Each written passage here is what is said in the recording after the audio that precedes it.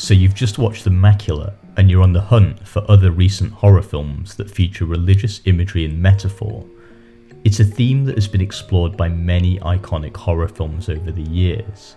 As far back as 1896, George Méliès directed what was considered to be the first horror film ever created, with the short silent film Le Manoir du Diable, which translates to the Devil's Castle in English. Since then, over the years, many films have tapped into the mythology and imagery of organised religion. It has resulted in some of the most effective horror films ever, whether that be the unforgettable imagery of The Exorcist, the starkness of The Omen, or the depiction of cult hysteria as shown in The Wicker Man. Now that you've watched Immaculate, here are 5 films from recent years that explore religion and religious imagery to terrifying effect. Number 5. Saint Maud. Saint Maud follows a young woman called Maud as she becomes the private palliative care nurse of a former dancer in an unnamed English seaside town. It's revealed early on in the movie that Maud is very religious, which clashes with the decadent lifestyle that her patient Amanda has lived. Maud comes to believe that it is her mission, as dictated by God, to save the atheist soul of Amanda and to bring her to salvation through religion.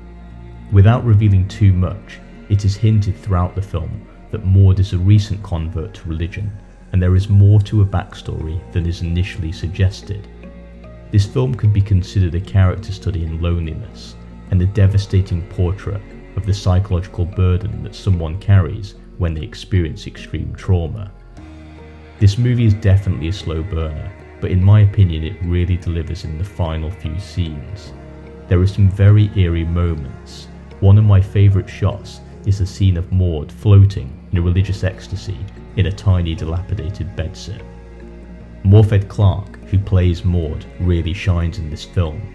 She plays Maud with a feverish and almost childlike energy that really helps convey this character's pursuit of religious purity. The final scene is one of my favourite in recent horror, and it has a great nod to the art of William Blake, specifically the painting The Great Red Dragon and the woman clothed under the sun. Number 4. Apostle. Apostle is set in 1905 and follows a man called Thomas Richardson as he travels to a remote Welsh island to find out what has happened to his sister Jennifer, who he believes has been abducted by a strange cult.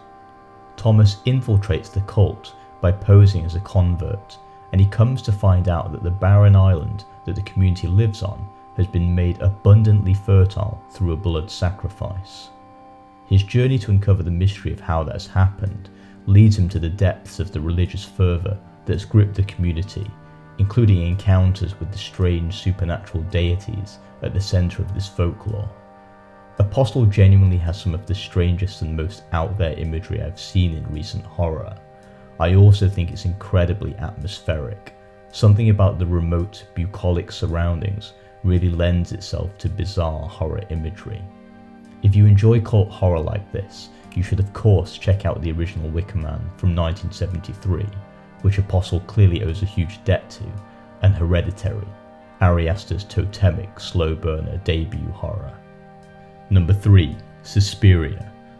Suspiria follows an American student called Susie as she is admitted to the prestigious Marcos Dance Academy in West Berlin in the autumn of 1977. We learn that a student called Patricia has recently vanished from the academy after telling her therapist that she believes that there is a witch's coven at the centre of the school. Against this uneasy backdrop, Susie tries to establish a reputation for herself at the uber-competitive academy, whilst exploring how much truth there is in Patricia's claim. It's worth mentioning that Suspiria is a homage, not a remake, to a seminal Italian film of the same name, made way back in 1977. Some critics were pretty lukewarm on this new movie, but I really think it can stand on its own 2 feet. This film has some truly shocking and potentially nauseating scenes of body horror, so if gore makes you feel sick, this may not be one for you. Another thing this film does really well is really building a sense of isolation to the dance academy. The director Luca Guadagnino does this through using a washed out colour scheme to enhance the feeling that the plot is playing out against a chilling German winter, and by emphasising the unknowable nature of the Academy.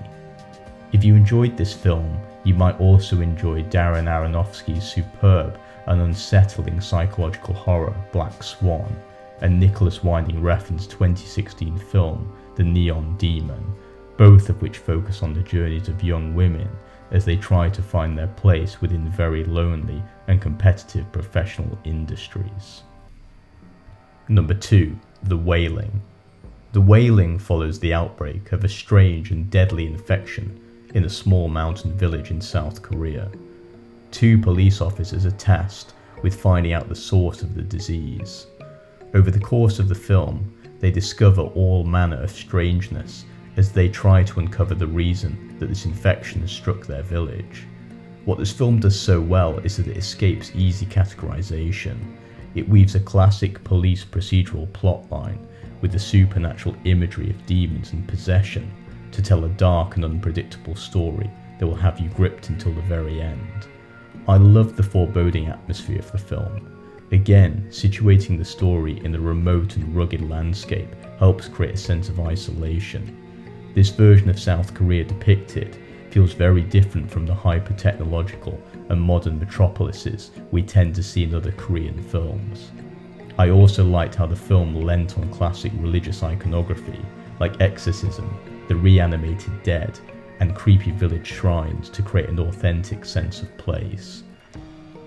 If you like this film, I recommend Robert Eggers' great folk horror film The Witch, which uses satanic imagery such as the black goat to build a sense of dread, and also the Hindi language folk horror film Tumbad.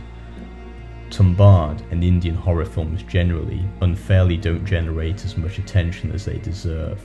Tumbad contains some great supernatural imagery, and I highly recommend it as a good place to start with Indian horror. Number 1. Mother.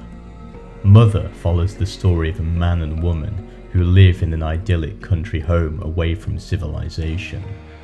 One day, a man and woman arrive at their home, initially as visitors, but then they soon outstay their welcome. The woman tells her husband that the new arrival should leave, but curiously he seems to side with the new couple, accommodating them quite happily. Soon, this strange stay erupts into chaos. The visitors soon invite their 2 sons to the house, who are then followed by a horde of people who also never leave. At the same time, the very house that the man and woman live in starts to show weird and bloody signs of life. The walls beat like the chambers of a heart, and the floors turn red with blood. Mother is a downright odd film, and it is without a doubt a true Marmite movie. You will either love it or hate it, but there is no way you can leave a screening of this film without having an opinion on it. Some have suggested its allegories are heavy-handed, but I personally loved this film. It escalates wildly in the last half hour, which I found thrilling and highly anxiety-inducing. If you like the roller coaster of a journey this film takes you on, I would also recommend Ari Aster's Beau is Afraid and Yorgos Lanthimos' The Killing of a Sacred Deer, both of which are truly unconventional in their plot and build a sense of trepidation through skillful pacing.